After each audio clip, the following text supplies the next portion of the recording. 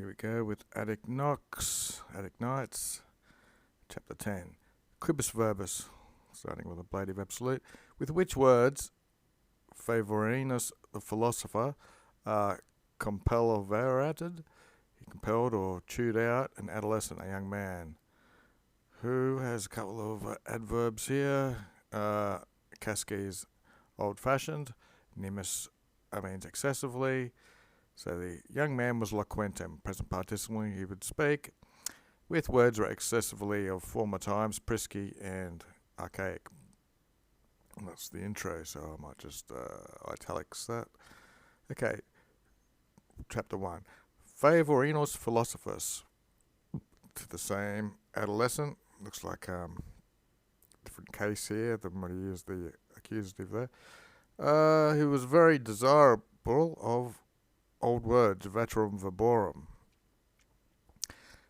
to this man, and plerasque vox, and many words of former times he used excessively, and they were unknown ignotus in cotidianos, in daily or modern day, you might want to even say, communications. These are interactions between people, and sermonabuses is in a conversation. Experimenta, he produced forth these words. The adolescent, he would use these words. Curious, he said, this would be the philosopher says this, curious and fabricius and coroncarnius. What have we got? The very ancient man, and antiquios, those more ancient than he's, that would be the comparative and the ablative. The horati, these triplaminis, these triplets, it's like a twin but with a third one, plane, clearly, and dilucidate, lucidly, with suis, with their own people, they fabulanti sauntered. They would talk with their fellows, clearly and openly, you might want to say, so it's not too ambiguous, and nequi, and not of the Aranoncum or the Sicanorum or the Pelagosaurums, who, prime, were the first, decuntur, it is said, taking the infinitive, to have colonized or incohated, or whatever you want to call it, to have lived in Italy. But they used, to speak, locutai sunt, verbs of their own age. So these words of their own time, and they didn't try and use the languages of these three groups here, who were the first to have lived there in Italy. Part 2. Tu autem, you, however, pro indi quasi, just as if, with the mother, the matri of Evander, now loquare. So it looks like now this is what you used to speak with, as if you're speaking with the mother of Evander. In the sermon, in conversations, abihic multis ennis, long ago, many years ago, which now you were using, which takes the ablative. Desito, that comes from desino, you have desisted. So what he's trying to say is, you were speaking as if with the mother of Evander, you're now speaking with words that have desisted to be used from many years ago. Quod, looks like a reason, because to sciri and to intellige, to know and to understand, vis you want, nemonem, no one to know or understand, quae dicas, the things which you are saying. Nonne, surely, we've got a vocative, homo inepte, foolish man, so that what you want, you can follow it up, consequaris abundantly. Why don't you take it? Why don't you stay silent if what you want is for people not to understand you, basically? Why don't you just stay quiet? 3, said, but to you, ace, you say, antiquitatem placere. These ancient words please you, because honesta, honest, and bona, and good, and sobria, and sober, and modestus, because they were, those times have these 4 qualities: honest, good, sober, and temperate, or modest.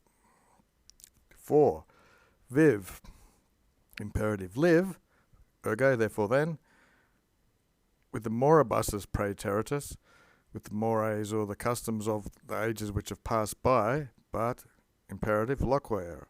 Speak with verbis presentibus, with the current words, present time words, atque id quod, and this which by Caesar, I'm guessing that's Julius Caesar, looks like this whole section goes together, who was excellentus of ingenium, so of character he was excellent, and a man of wisdom, prudentia. In the first, in primo, libro, I'm guessing, book, which scriptum est, which he wrote concerning analogies, analogia. Another imperative, have, semper, adverb, always, in memoria, in your memory, and in your pector, in your heart, that, it's like a little quote, tamquam scopulum, just as a rock, sic fugis, you should flee it as if it's a rock, and in auditum and in solens verbum. So an unheard of word and an unaccustomed word, you should avoid this like a rock. I'm guessing if you're on a ship, you don't want to hit a rock. That's probably what he's on about. Part 11.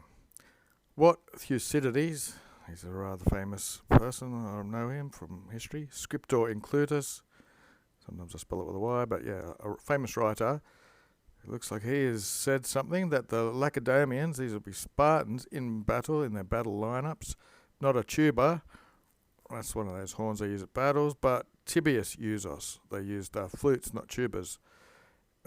He says, and verba, and the words super ea re posita, and there are words written above this.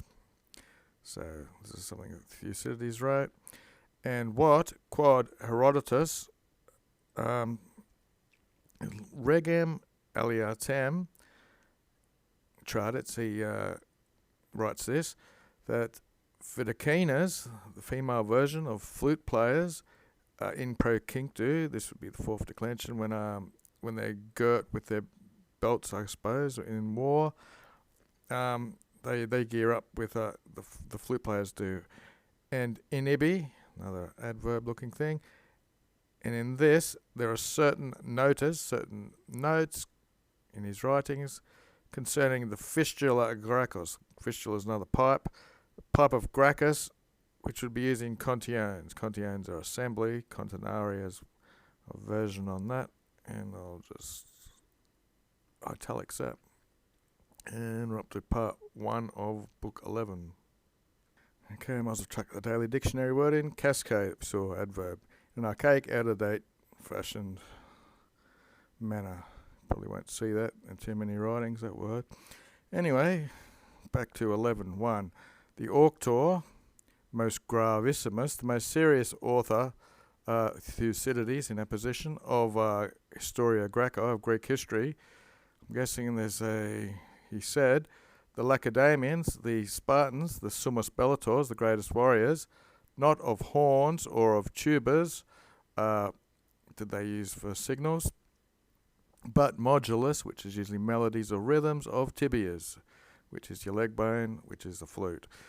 So the melodies by flutes, here's what Thucydides referts. Thucydides referts, taking the infinitive, that the Spartans didn't use horns or tubas or horns, but they used in their battles melodies on flutes.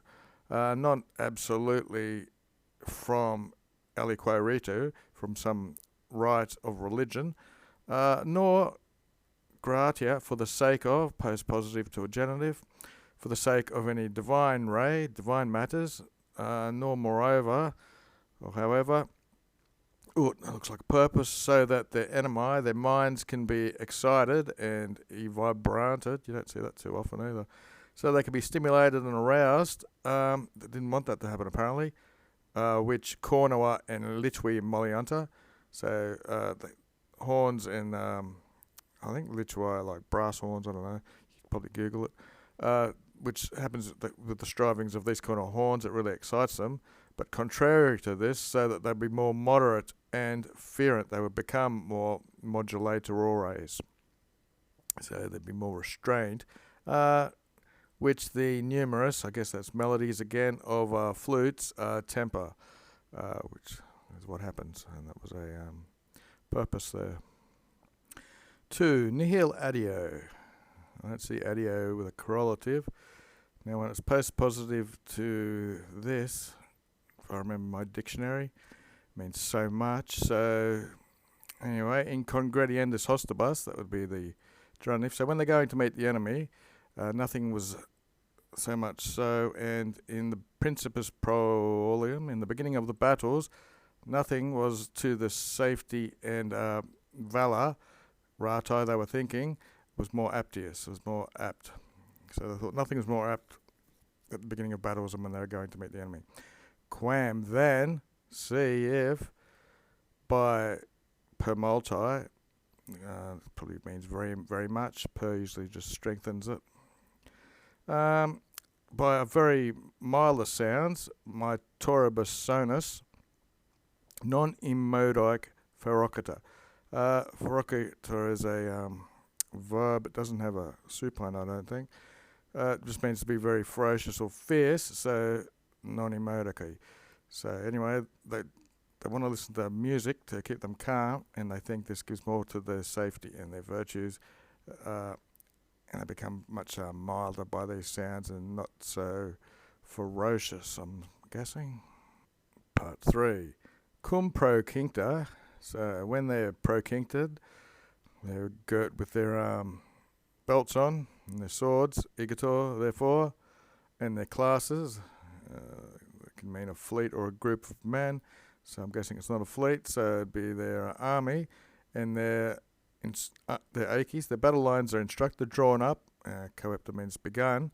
Okay, so when their men are all belted ready for war and they've begun to draw up their battle lines and they progress forwards in with the accusative towards the enemy.